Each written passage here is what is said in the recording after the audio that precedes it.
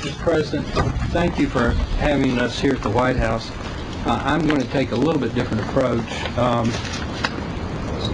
Senator Baucus mentioned it and Chairman Rangel mentioned it, the need for bipartisanship.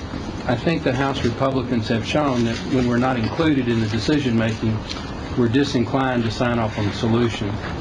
And it's very easy in the House, since it's set up to get things done quickly if the majority is united, to forget about the minority.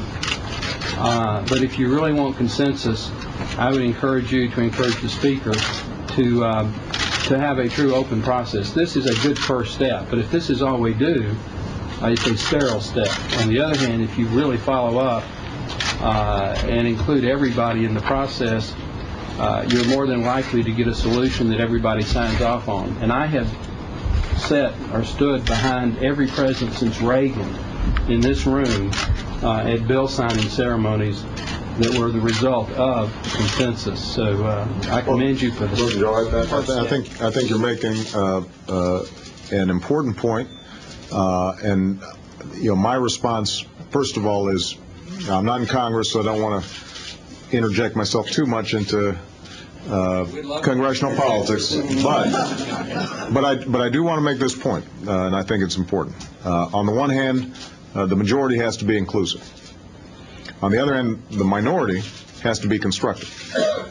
And so, to the extent that on many of these issues, we are able to break out of sort of the rigid day-to-day politics and think long-term, then what you should see, I think, is the majority saying, what are your ideas?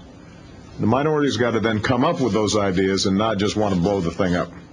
And, I think that on some of these issues, we're going to have some very real differences, and, presumably the majority will prevail unless the minority can block it. But you're just going to have different philosophical approaches to some of these problems.